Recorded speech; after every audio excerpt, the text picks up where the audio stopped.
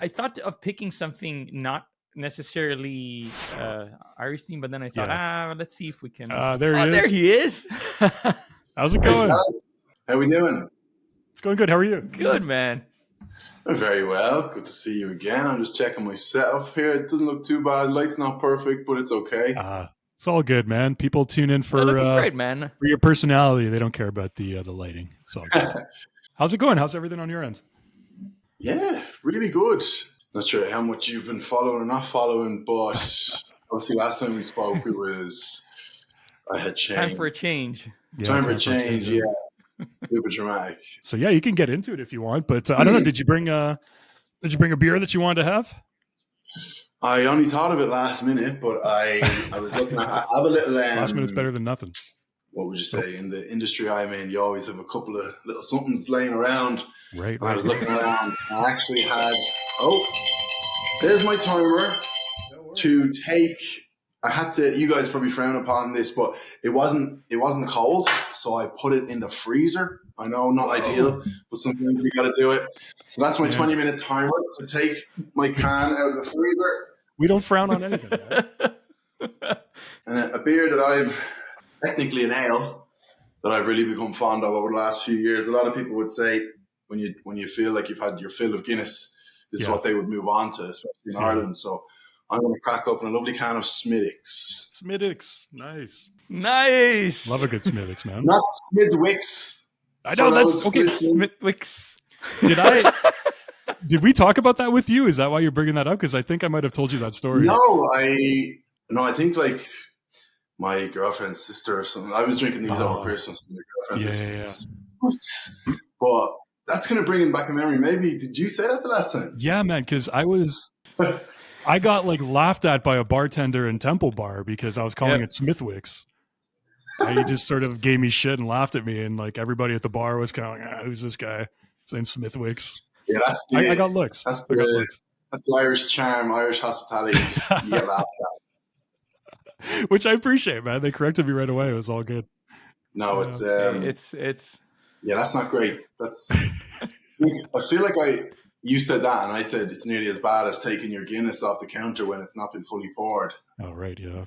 Yes. You're 100% right. Like that's exactly how it went. Luckily, I don't think we haven't done that. Like the Smithwick's or Smithwick's, we're guilty of. But the me too. But the Guinness, no. Yeah. Crime or no crime? Drinking straight out of the can. Oh, no crime, man. You know what? You said we'd probably frown on you putting it in the freezer. We're like the most relaxed, easygoing beer people. Actually, you're probably the most relaxed, easygoing beer person on YouTube, I'd have to say. But I think we're probably right behind you in the fact that we do not care about any of that stuff. Yeah, I mean, you do what you got to do, you know? Yeah, man. I mean, you enjoy the stories. You buy a box of beers with the lads and you get to the house and they haven't been in the fridge in the shop. Like, you fire them in the freezer and you're waiting, checking them every 2 seconds to have your first one. Exactly. I mean, like, we enjoy the stories and the traditions and stuff like that with beer, and we always get a kick out of hearing, like, you know, the little superstitions and stuff like that, or the little rules people put onto beer, but we don't. It's just all for fun, man. We don't take it seriously. Well, cheers, lads. Sláinte. Hey, cheers. Well, Alessandro, actually, what's the beer that you brought for this? Because he said... So, I got this one here, which I've featured on the channel, and I know Darren knows about this. He's had it recently. It's a slightly different bottle here but it's the same. West India? Oh, Foreign Extra. Oh, yeah. Yes, the Foreign Extra. So I thought, I went back and rewatched your latest. I know you've reviewed it twice, but I thought, this way we have something to talk about. It looks cold. Are you drinking it cold? Yes, I'm drinking it cold. Yeah, I think it's like, I feel like it's drank usually at room temperature, kind of like off the shelf kind of thing. Oh, okay. But that makes sense. I probably said in the video, that's for the real kind of raw, old school, old timers. Like, I'm not drinking anything warm. Sorry, unless it's whiskey, which I wouldn't even want to drink warm either. So, I think the Foreign Extra, I feel like I hated it the first time, and then I slightly developed my palate over about 3 or 4 years, and I think it's quite nice now, but it has to be cold. I presume you've already had it, Alessandro. What's your 2 cents on that? I like the way you just described it and the way also you presented in the video. One of the things that I actually enjoyed is the fact that you reviewed it after some time and you gave slightly different impressions. I appreciated that because I felt the same way the first time I tried it, and it was like, it's not for me. But it has grown on me quite a lot, and more recently, I actually quite like it. Like I've told Joe, I like it as much as regular Guinness, but I like it in the sense that I would want one. And it's usually almost like my dessert, right? Like, so if instead of having dessert, I'm not big on dessert. Like, I'd rather have one, and I like it more cold, not necessarily ice cold, but not a little colder than room temperature, let's say. So it's still get a little freezing cold. Exactly. Because when I think I did that the second review, and then when I was I'm trying to make it the short story. There's a guy called Oisin Rogers. He used to, when I first went to London to review the Guinness, he was working in a place called the Guinea Grill. He was like, he was the landlord of that pub or whatever way they call it in the UK. And the Guinness was fantastic. And I said it was great, blah, blah, blah. Fast forward like 3 years, he has just opened a new place in Soho in London called the Devonshire. Okay. And it's doing really, really well. I'm going over there next month to film a video. Nice. Point of the story is last time I was in London, he was kind of in the middle of building it, and I went in to say hello to him, and he showed me around. And obviously they were nowhere near having any beer taps in the place. So when I got there, he's the kind of guy that'll always surprise you with something nice. I got there, he had just come from the shop. He had a bag of like 4 bottles of Guinness Foreign Extra. They were not freezing, but nice and cold. We popped one open, had a few sips, and it was just a nice way to go around a bar that was being constructed. Dara, I got something cool to show you. Okay. So I think the last time we did this episode, I was drinking an O'Hara's, and I had like their can of nitro stout. So I saw this recently here. I don't even know if they sell these things in Ireland. This might just be for export. But O'Hara's does like these taster packs. Big green box O'Hara's. Jeez, what is that? Are they bottles? So they're bottles, yeah.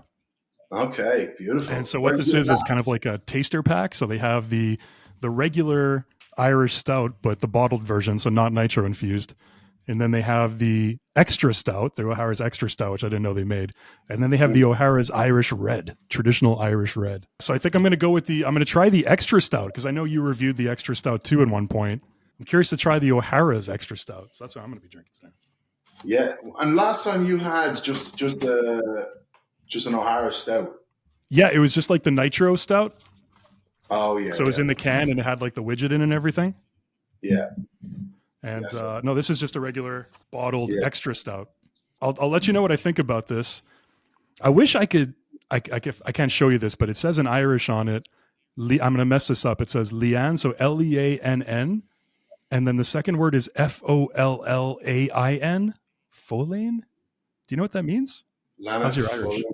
I could go on Google Translate. It's all good. No, my Irish is not great, so I'm not. Sorry to put you on the spot with that, man. It's all. We good. Put you on the spot on that, like that. I'm like disgracing you to your people now. This is horrible. Oh man, I'd say there's probably not even 10. It's crazy, like, but probably not even 10% of Irish people speak more than like I could string together a few sentences and have a really basic conversation, but it is actually like a whole other topic. But yeah, the Irish language, it's not really dying. It's not really too much worse than it was a few years ago, but it's is it really? Oh man, it's surprisingly spoken surprisingly infrequently. Mm. But let me ask you, does it get better towards the end of the Smittix? Oh yeah. Oh baby, like when you're the only time you would use it if you were abroad and you're like with your friend, if you're trying to say, I don't know, look at the t-shirt on that guy over there, you'll probably say like, guy there, t-shirt, look, and it's just like you kind of get the message, you know. But definitely after a few drinks, you feel like you're absolutely fluent. Yeah, it boosts up the confidence. Like it makes you feel more fluent, right? Yeah. This extra stout's interesting. It tastes like the Guinness extra stout. It's really similar. Yeah, probably it's is just like light, like roasted coffee, kind of like a little bit of chocolate, but really simple. It's really, really similar because we had the Guinness Extra. We did a review of the Guinness Extra Stout because I had it's funny, they brew a Canadian version of Guinness Extra Stout. So instead of importing Guinness Extra Stout to Canada, Labatt, which is like, I don't know if you've ever had like Labatt Blue or ever heard of that beer. It's kind of like a beer that Canada exports. I've never had it, but I know the name because like it would sponsor some like video Right. kind of Yeah. content I would watch, like American content. They brew Guinness Extra Stout, just the Extra Stout, not regular Guinness Draft. That's all imported from Ireland, but they brew the Extra Stout here. So what they do, or they used to, they stopped doing it like a year ago. So what they would do, Guinness would send them, they called them flavor packs. And it was like a gel, like a Guinness flavored gel. And so they would take a local red ale and they would mix it with these flavor packs to make Guinness Extra Stout. That's kind of surprising. Like Guinness, I thought Guinness would be a bit more picky about that sort of stuff, like instead of just sending a flavor pack. I thought so too. That's what I always thought. But then they ended that, and now we get the actual imported Extra Stout. Okay, in Ireland. But there's like a bunch of big American beers that Labatt would brew and then distribute in Canada to save on importing costs, right? Yeah. But yeah, I was surprised about that too because I remember we were reviewing Extra Stout, and I bought a 6-pack, and I'm looking at it, and it's like brewed in Canada. I'm like, what the fuck is this? Brewed in? It's like. The whole point about Guinness, like the joy for us is like it's this, brewed in Ireland, the history, the culture around it. And it's like, I don't want something that's brewed in my backyard that calls itself Guinness. Like, it's like me getting a 6-pack of Molson Canadian and it's like brewed in Ireland. It's like, well, what's the point of that? Yeah, it's like, what's the point, man? I want that Canadian water. That's what I'm here for. Well, that shit, I used to love that beer. That only came to Ireland when I was probably in my peak of like really going on big nights out. So when I was maybe 18, 19 and Molson came out, and it kind of took over from Coors Light, just those real watery, pissy beers that you could just drink like 10 hours before you went to the pub or to the nightclub. That's right, man. The watery, pissy beers. I was at a hockey game last night and I got a Coors Light. I'm just like, I hadn't had one in a while. And I was like, this is like water. Like, I don't even taste anything. It's just they're perfect when you're younger, but Jesus, when you develop any sort of a palate, like as snobby as that sounds, they're so bad. All right, man. We don't want to take up too much of your time, so I think we need to get right into it. So, Pub Guru. You're the Pub Guru now. Yeah, Jesus. Changing names like it's gone out of fashion. Names like it's 1999. I like it. It works, man. Yeah, it has a good ring to it. It feels, I probably said the same thing when I spoke to you last time, but that was I made a change and was waiting to see what happened. So I guess for context, anyone listening, so I was Guinness Guru from kind of 2019 to the middle of last year, 2023. I said, you know what, I'm going to change it to my own name, Dara Curran. I gave my reasons and was kind of just bored of every video consisting of me rating a pint of Guinness. I wanted to kind of do other stuff with my content. And then I went on and I was just kind of doing random stuff. I was best burger in Dublin, pizza, going to like rugby matches. And it was all a bit too random. And what I've learned is the best way to sum it up is like I changed dramatically, whereas I should have just added on. So I'm still happy I changed the name. I think like people still call me Guinness Guru. People always call me Guinness Guru, and I have absolutely no issue with that. That's fine with me. That's even good for me. You know, if people know me, that's fine.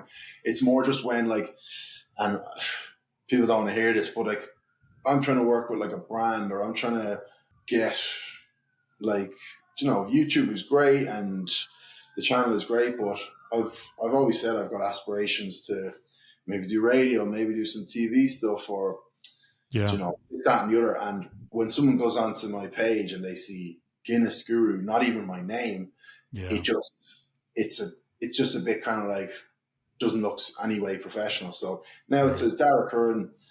On the YouTube, I just stuck Pub Guru after, so you kind of know what you're going to get. The YouTube, my Instagram and TikTok, I put some kind of sports stuff up there, some lifestyle stuff, if that's what you want to call it. But YouTube, I'll just pretty much keep like 90% just kind of pub content. So I said I'll throw the Pub Guru at the end of it. And the thing is, again, people might say to me, "Oh, hey Guru," and I can say like, yeah, pub guru. So Still a it's guru. fine. It works. It kind of feels like I needed the last 6 months to just figure my shit out. And I'm not going to lie, it was not rough. I don't mean like life wise, life has been great. Yeah. But say career wise or YouTube wise, it was, it was pretty up and down, to be honest, mostly down, because anyone who is in this world of where you're kind of constantly trying to create videos and think of ideas, it's a tough and lonely place when you kind of, it's very easy to feel lost and not know where you're going with your stuff. And now that I'm back, and I've said it in the last few weeks that pubs are my passion. My passion, Guinness was always came second to the pubs and the characters inside the pub. That's kind of what I'm going to drive forward with now, just showing the world what beautiful pubs this country has to offer, and not just in Ireland, but kind of all over. It's an amazing journey, man, and I think we don't need to rely, or I don't know if you need to, but we don't rely on our channel for a living, right? It's not something that is a business for us. We had kind of like goals of that at the beginning, where it's like, oh, if we could make some money off this, even better. But then as time went on, we started realizing, it's a passion project, and we both have busy lives and jobs that take up a lot of time and family and things to do. So it's like, it's a passion project for us, and that's what it is. But I can imagine if you were, I don't know what your situation is, but if it applies to you or for other people, other creators, if it is your main source of income, I can imagine that can be stressful, because you get a dip, or people stop watching certain kinds of videos, or you get bored making them, and if you're not passionate about it anymore, and then the quality of them might start to suffer because your heart's not in it anymore, and you're not inspired, and it's like it becomes a grind. It's not easy. And I think people who have a channel where it's just like, there's people who do just like news updates or stuff like that, like stuff that's topical, right? So they'll get on and like, oh, drama happened with a celebrity, somebody, that's something's like, oh, I'm going to have constant content coming on, and people are just going to know that I'm going to talk about whatever's in the news that day when it comes to celebrities or movies or whatever it is. But for people who do stuff more specific, like on a specific topic, like pubs or like beer reviews, it's tough to find that niche, right, where things work, but you're still engaged and you're still stimulated by it too. Totally, yeah. There's you learn so much about trying to strike a balance. Like there's a fine line between, keeping because it could be argued, oh, well, it started as a passion project and then you kind of want to make like money and stuff. But at the end of the day, I've said it since day one. I wanted kind of YouTube or whatever to be my full-time job. Yeah. And I've been having conversations with a few friends over the last while. I'm like, there's a huge difference between gaining a big following and then, I don't like to use the term monetizing that following. That just sounds a little bit cold, but I guess engaging them, trying to make a living from your passion, if you're lucky enough to do so. I guess those are some of the lessons I've learned over the last while. And again, like, it's kind of like you said with it's like, if you've got a niche, the grass is always greener on the other side. If you've got a niche, you don't really have to spend too long thinking of what the next video is going to be. You just say, okay, here's the next 10 pubs I'm going to go to, blah, blah, blah. Yeah. Then when you don't, but you feel a bit pigeonholed, you feel a bit like you're just going to be known for one thing. Maybe I won't be able to get into mainstream media. Do I want to do that? Do I not? And then once you give up the niche, which happened to me, I felt completely and utterly lost. And I was like, I would have a cameraman booked for a day, and I'd say, okay, we're going to film 2 videos. I mean, there was one day where there's a video on my YouTube channel, Best Chicken Wings in Dublin. I literally decided on that video about 5 minutes before the cameraman arrived. He arrived at my place, and then we were going to go drive, and it was just a total scramble. So I feel like going back to the pub stuff without going back to necessarily reviewing Guinness, there's obviously a natural crossover. There's going to be plenty of Guinness stuff in my videos, which is fine with me once it's not, the whole video isn't centered around the pint of Guinness. I think that's a really good balance between, I love pubs, I love the repetitiveness is gone, because I'm kind of every second video or every other video, as I think you guys would say, say I'm having a chat with an owner or a character in the pub, Yeah. that removes the kind of boring monotony of it all. And I think it's a good middle ground that I found. One thing that I wanted to mention to you, you in your last video you were saying what went wrong and so on, and now you kind of like gave us a little bit of more of context. My point of view as a viewer that's been following you for a while, I would say like it's been like quite an interesting adventure to follow, and the way I see it, honestly, I really appreciate your transparency with this, because you not only are, it's clear, obviously you explained you're trying to make a living also out of this, but also the way I see it is also a bit of a personal journey, like you started focusing on Guinness, of course, which you've made like very successfully, and then you decided to go to try and venture out in more unknown land, let's say, where your niche was not necessarily with you, which is a scary thing to do to begin with. So kudos to you to just trying to do that. But then second, and even more importantly, I would say big kudos to you to recognizing and understanding where your passion lied, going back to that, admitting it to what you felt went wrong, and taking ownership of that. Like, to me, that from my point of view just makes me, oh wow, I want to watch even more now, because pubs, to begin with, we've always told you that it's a big passion of ours, and we love seeing that. So knowing that now you're going to be focusing on that, to me, is just more of an incentive to say, hey, let's just watch more of what he's going to do, because now he's going to really dive into all the aspects that we like, including Guinness, obviously, but not only.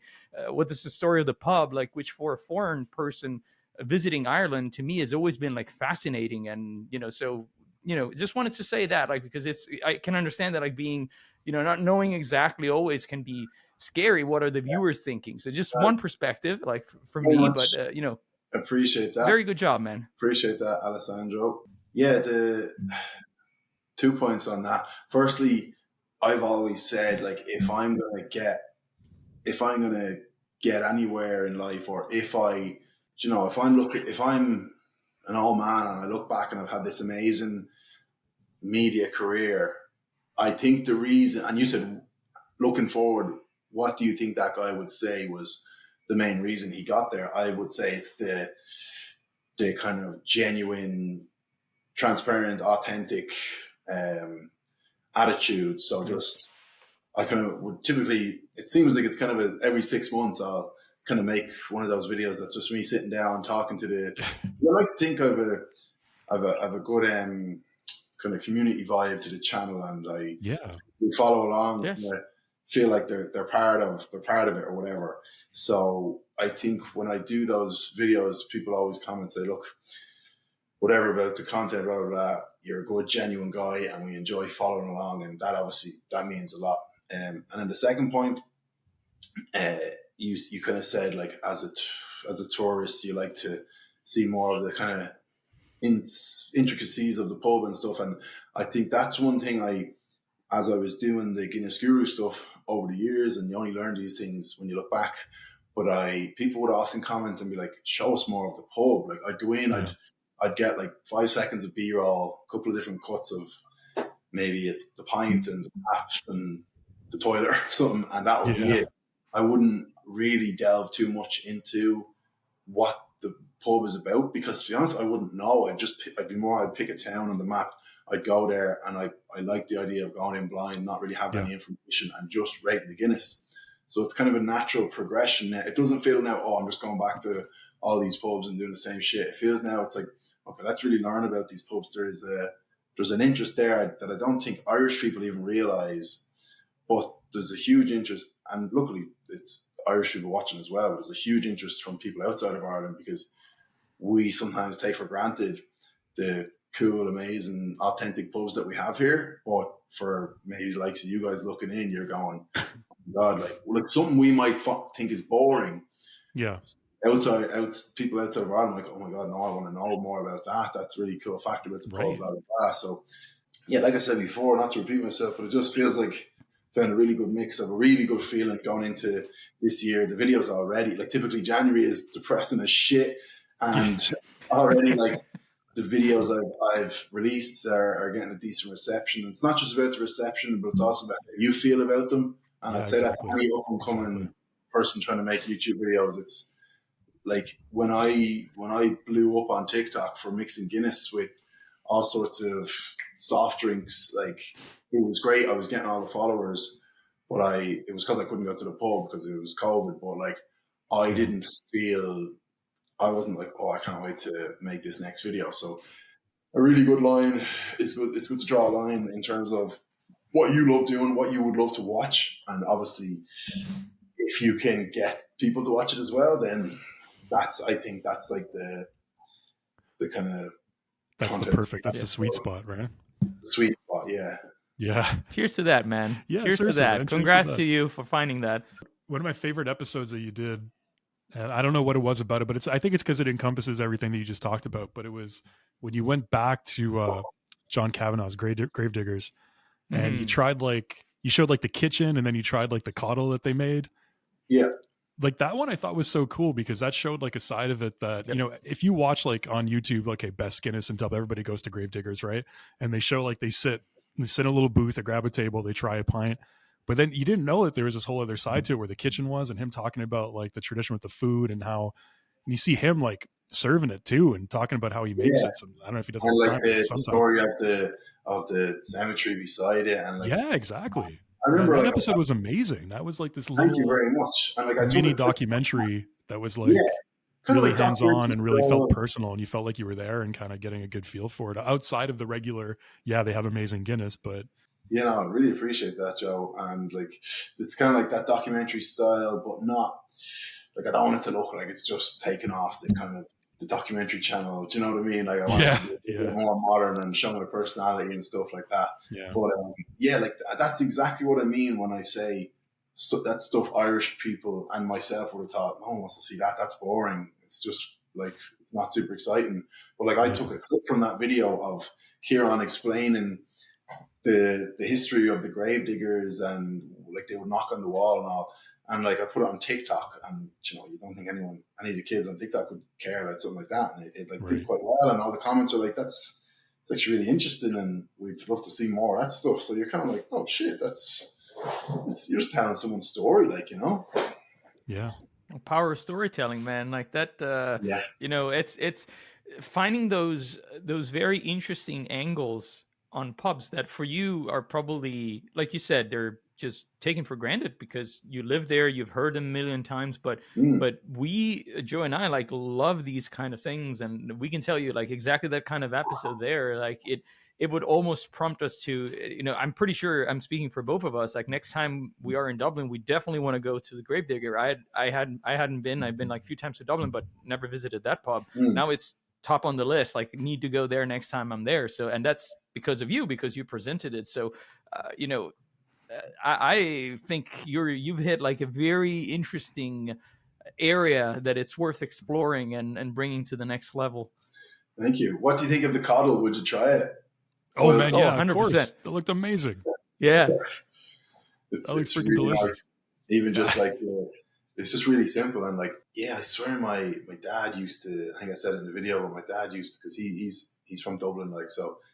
He said that was his favorite meal as a kid. So that's Let's say you guys grew up eating it, right? So it's really an Irish dish that wouldn't really be popular.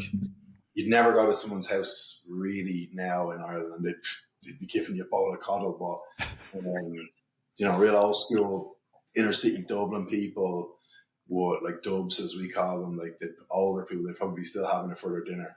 I would totally want to try that. We should see if we can try and replicate that, Joe. Maybe one of the beer and food pairings. So that we would did be a couple fun. of episodes, beer and food pairings, and there was one dish that really sort of fascinated us that we haven't tried in those episodes yet. But I think probably the coolest beer dish that we came. Would you say it's the Bamberg onion, Alessandro? It's probably the coolest thing that we've come across so far.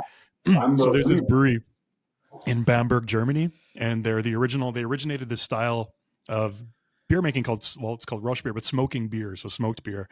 And so they take actual beech wood and they burn the wood and they smoke the malt so it gets nice and smoky, but it gives the beer like this bacony, like campfire taste smell to it, which you would think like, I don't know if that would work. And the first time you try it, it's like, oh, that's strong. Like, but it's so unique. And once you get used to it, it's one of those things, it's like drinking a peaty whiskey, you know, like the first time it's like, oh shit, I don't know if I like this.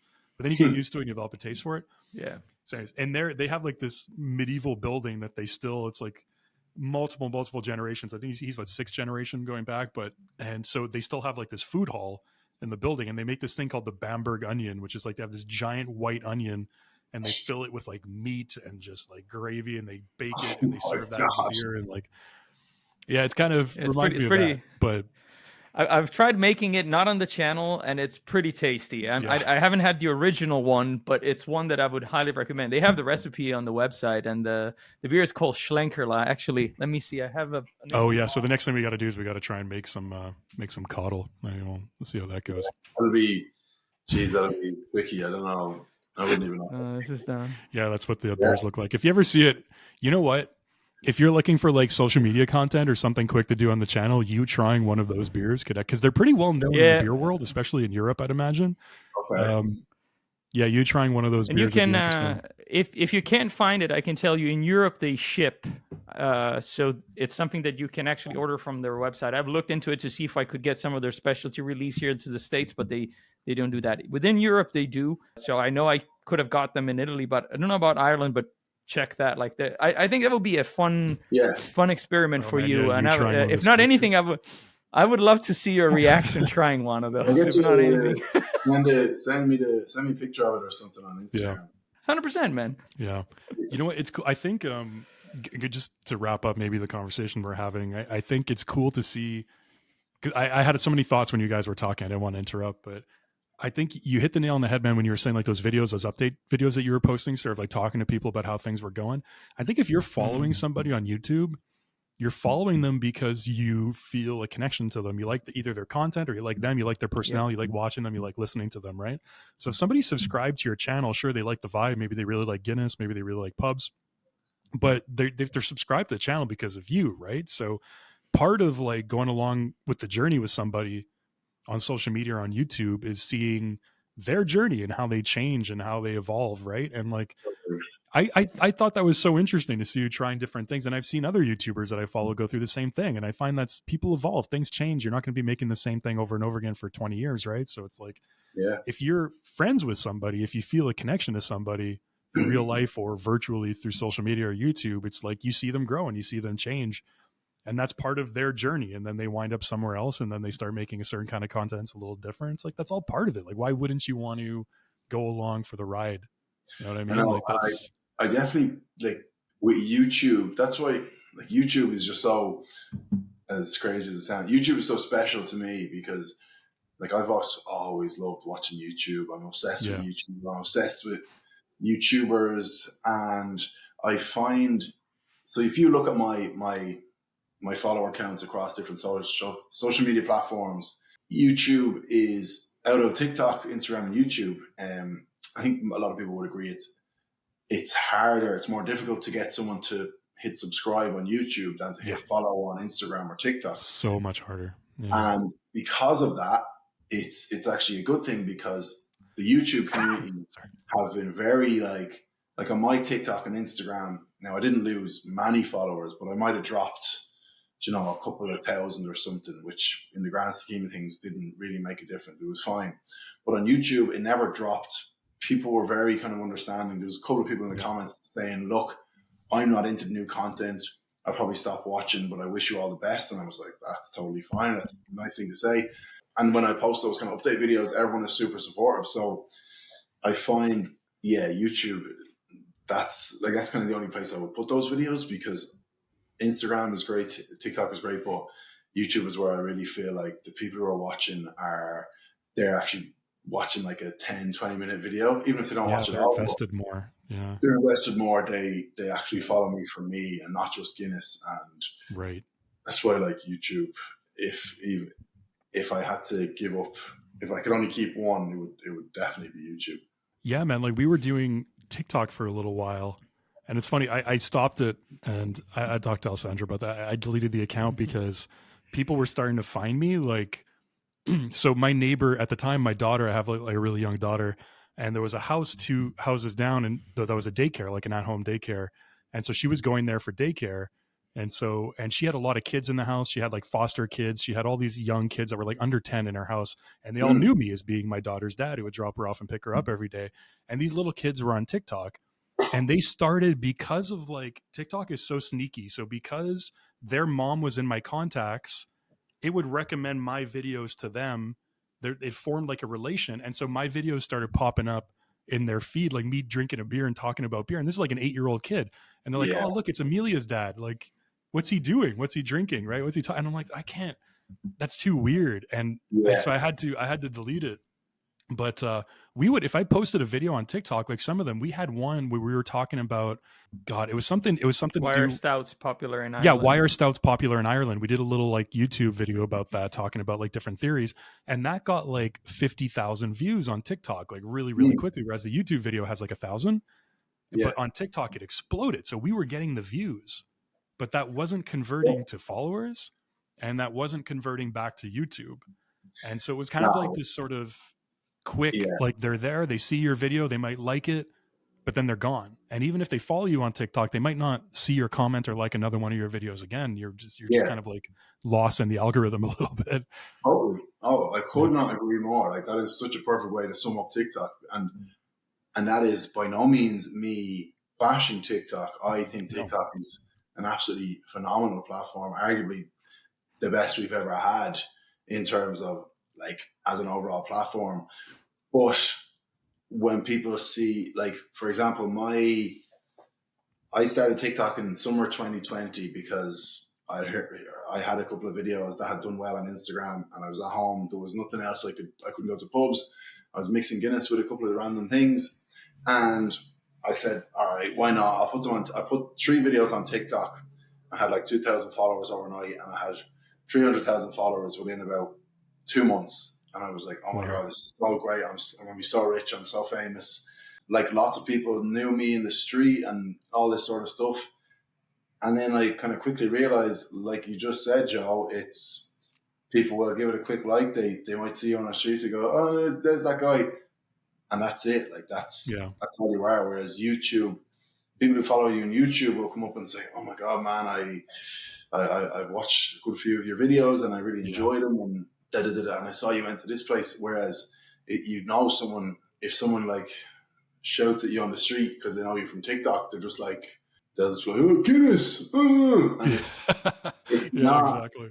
It's not a kind of recognition that you really want or crave. And like you said, with your daughter's friends being like, he's the guy he drinks beer. You're like, there's more to it than that. There's more to it than that. Exactly. I'm not just drinking beer on social media. Like, it's so it's the whole followers and likes and all. It's a total minefield, and unfortunately it's only as you go through it that you really can learn.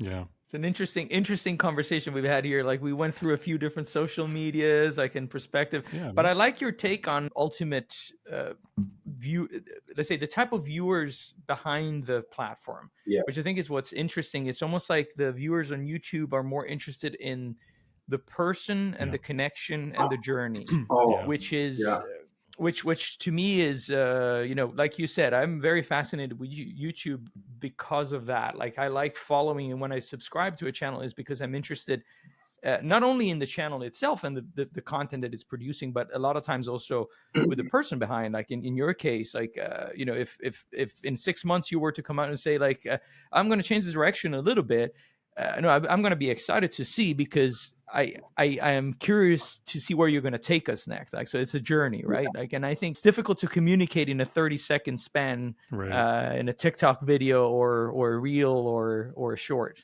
Totally, man. It's so different. Like, on TikTok, you're literally just trying to hook them in the first 2 seconds. So you want the first couple of seconds to be like, I don't know, you just say, it could be not something controversial, but something that's going to make them go, oh, I'm interested now, So it's like, oh, is Murphy's better than Guinness? Blah, blah, blah, blah. And it's like, oh, geez. It's just kind of, and you're cutting the video really quick and stuff. And like you said, there's those people who will watch your YouTube videos kind of no matter what you're posting. But say I've got like 60,000 subscribers, maybe I'd be lucky if 10,000 of them were kind of like that, and then the other 50,000 probably I don't know. Actually, it's kind of hard to tell, but you still have to make the videos that you know will get the shares and like they're interesting enough that someone will send to their friend and say, "Oh, did you see this?" So there's the balance between just kind of being yourself,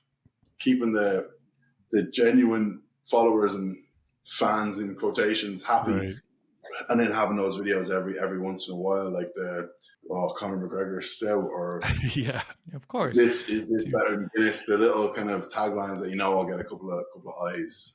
But that's what it is, and I think that's what the YouTube genre is. I mean, on a much smaller scale, we deal with the same thing, which is, you know, we have about a little over 2,000 subscribers, and we have about 200 people maybe who watch like every video. So every video that we post automatically will get like 200 views right away, and then it'll slowly build depending on what it is over time, because not everybody watches a video right away. Some people will, you know, it gets into certain algorithms. Maybe other people aren't subscribed, randomly watch it, whatever. But we have out of 2,000, maybe about like 10% are people that are like regular followers who will comment every 2 or 3 videos, but watch almost every video. And you start to see like, okay, so there's that regular, and like you said, there's a certain people who are there for the journey, are going to watch every one. And then there's some that maybe subscribe because they saw one video that you did about Conor McGregor's stout, and they're like, oh shit, okay, that caught my attention, subscribe. And then if you post videos that aren't about that or something very similar, they're not going to watch. So it's not until you post something related or closely related to that again that they're going to start watching again, right? And so we have the same thing. Like our most popular videos are videos about big beer brands like Guinness or like Busch Light, Bud Light, things like that. Those videos get like 20,000 views, right, or more. Like those are our big YouTube videos. And the ones that we do about, we don't do like craft. We do beers that we can both get in different countries, so they're always of a certain size, like beers that are exports, never little microbrews that nobody can find. But still, if we do a smaller beer, it's going to have 200 views, 300 views, and then slowly build over time as people slowly click on it. So we talk about this sometimes, like, okay, well, there's that percentage of subscribers that subscribe because they saw us talk about Molson Canadian or they saw us talk about Bud Light, and they don't care if we talk about Erdinger. So every once in a while, we got to throw in a video like, you know, a Molson Canadian or a Bud Light or a Budweiser video. You know, we got to throw that in every once in a while. You got to play the game. You got to play the game, fellas. That's to engage those people who are subscribed, but want that kind of content. Yeah, right? And even those people who will watch every video, you got to give them a bit of excitement every now and then as well. You know, right. Like there's a guy I follow. I might have mentioned him before because it's a great example of how YouTube works. His name is Max Tuning. He's American. He kind of started out as a fitness guy. He's probably had like 370,000 subscribers, probably for the last 5 years. Hasn't really gone up. Hasn't really gone down.